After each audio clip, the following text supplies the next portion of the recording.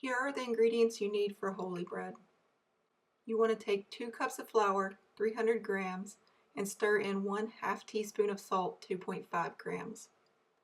Then 3/4 of a cup of water, 180 milliliters, and 1 teaspoon of yeast, that's 3.5 grams. Stir this with the back of a spoon in a large bowl until you can no longer stir it easily, and then you're going to turn it out onto a clean work surface.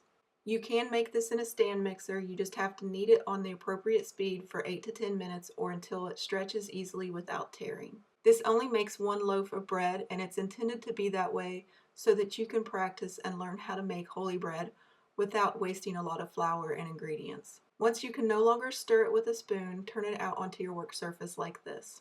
Some bits of flour has not gotten incorporated, and that's okay. Just start gathering it with your hands and begin kneading the dough. You want to push down, fold over, and push down and away.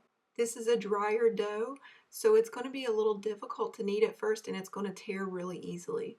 Just continue to knead it until it becomes more workable. You want to try to avoid adding more water because you won't get a nice stamp. You want to knead it until you can press into it and then it stretches easily without tearing.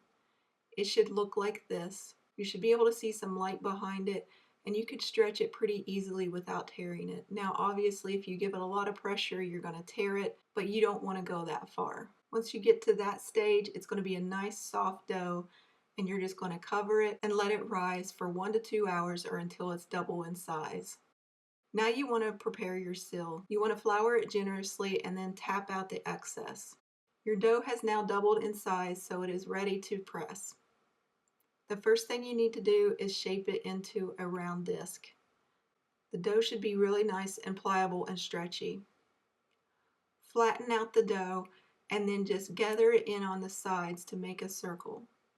Put your dough onto a floured work surface and then you're going to start to create a circle. Take the edges and fold them in toward the middle like so. By doing this, you are creating a circular shape. Your goal is not to create tension, but to create a circle. So you want to flatten it down as you go.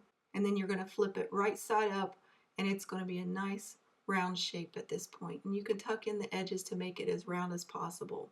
If you see any air bubbles along the way, you just want to pop them.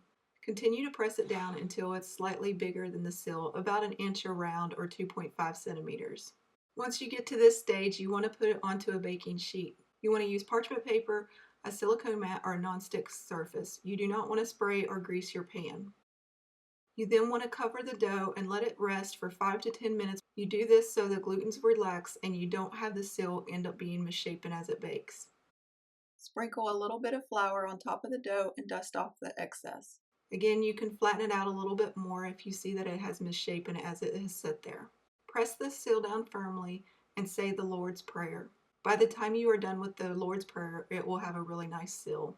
If you're having difficulty removing the sill, you can use a skewer to lift the sides up. Now the next part is purely optional. Some find it beneficial, other people find it's not necessary.